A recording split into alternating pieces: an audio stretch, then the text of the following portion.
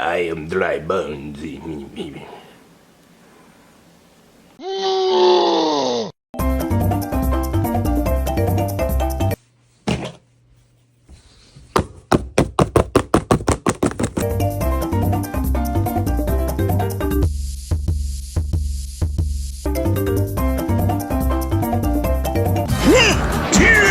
Alright, for this scene, I knew it was going to be difficult, especially because he's in the air, so I didn't even bother filming it in the air. Look, he's on my table, my kitchen table right here the whole time, and I just have the ultra-wide zoom on, and then I filmed Donkey Kong like that, and then I tried to replicate that with the background, just still, and I'm like, I'm going to give myself enough room so that I can just zoom in a lot. So then we go into After Effects. This is obviously where I did it.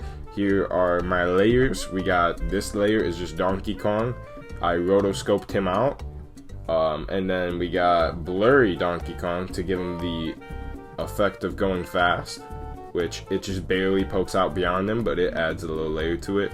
I added, especially when the camera moves between these, I added a lot of directional blur right there, but there's like a lot of directional blur throughout it. And you can see these layers all right here, those are all background layers that I had to cut up and use. Like, you can see it grow here with keyframes, so, and you can see it like move around on screen.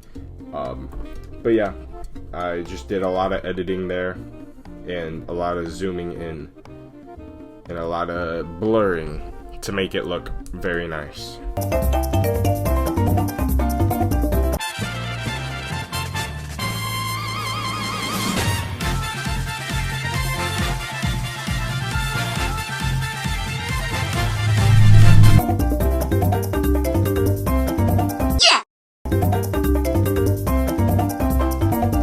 How I made the Super Lemmy custom was kind of painful, and I don't recommend it at all. That's a great way to start, isn't it? So I only have one Lemmy figure. I was willing to buy two. I mean, you don't want to pay more, but like, I was willing to get this.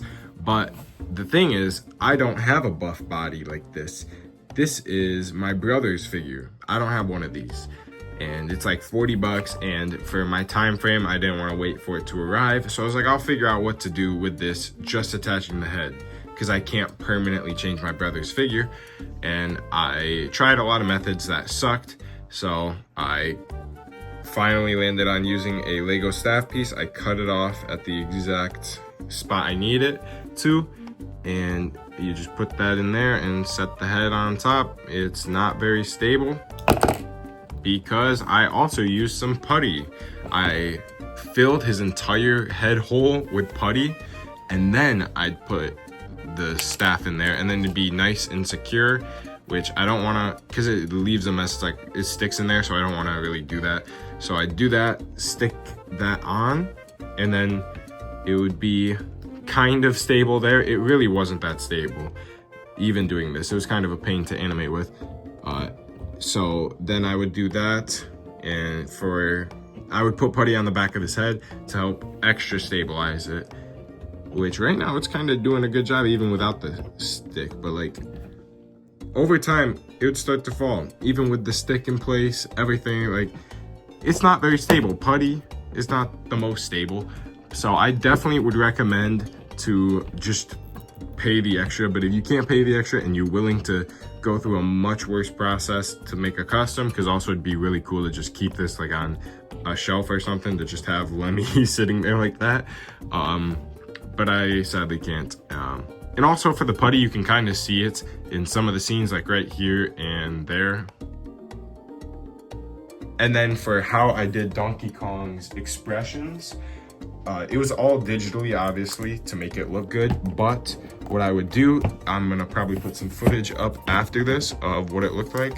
But I would take Donkey Kong, take some putty, put it on his face, and then in Photoshop, I photoshopped the exact face I wanted, like that. The light is behind it, but if it's in front of it, like, look at that. That looks good. But it's like, I don't have any colored ink, so I had to do it digitally.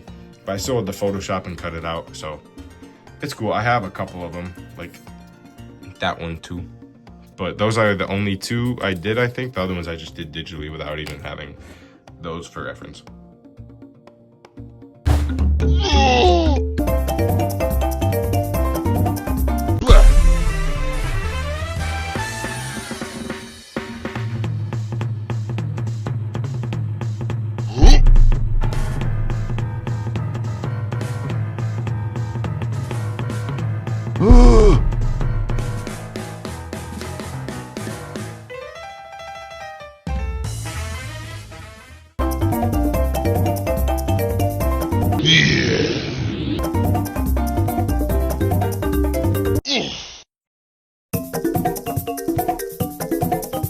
How to make a figure fly off the ground. This is a long process, so I'm gonna try and sum it up in like a minute. For people who already know, you grab a stand like this. You have a way for the figure to stick to the stand by like screwing them in, or like screw a hole into the figure's back is like the professional way. Or use putty, which is the way I like to do because it doesn't hurt the figure at all. Take a picture like that of the horse. Then take a picture without the horse, put him back, move him in a new position, like woo!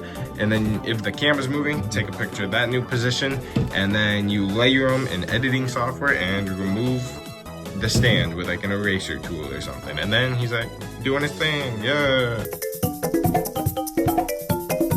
To edit my visual effects, I use After Effects, and for everything else, I use Final Cut Pro. And to shred my boxes, I grab a pair of scissors.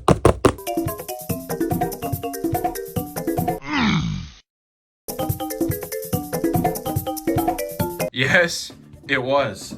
So, for reference, if you don't know, this is the scene they're talking about, and I honestly don't know what I'm doing for like for the food. I've never animated food really. I mean, I animated bread in the Ultimate Stop Motion Battle, but I don't know what I'm doing. So I used this for the bread, and I used it again for like just this kind of format of wire for holding up a stand. Or like holding something up. This is the stand I use because this stand might be busy with a figure or something, like, and also like that's not as precise. It doesn't have a wire. So I use this, and something you don't know, if you put a banana on there, there's nothing hard like this. It just goes whoop, and it's the wrong way that you didn't want it. So to fix that, I added like swerves and stuff in there. Like I was like, oh, if I do that, will it fix? Nope. The banana still swerved, like it's inside the banana. So if this was the banana, it'd be like halfway through, and I put it in with the angle, and it would still swerve. Now I just kind of kept doing it till it finally did what I wanted it to, which is not how you meant to do it. How you meant to do it is actually, I don't have it here, but you meant to have 2 points of entry for you meant to have 2 points of entry for the banana to stabilize it. So instead of, or any food like that, you want 2, which I watched a video on this the other day, just looking at stop motion tips, and this popped up, and I was like, oh, that would have been useful. So you'd have this same exact setup, except for there'd be 2 wires coming out of it, poking into the banana, because then it's stable and it won't twist, which is simple physics. I don't know how I didn't think of it. But yeah, that's how to animate a banana. If you ever need to, don't make my mistakes.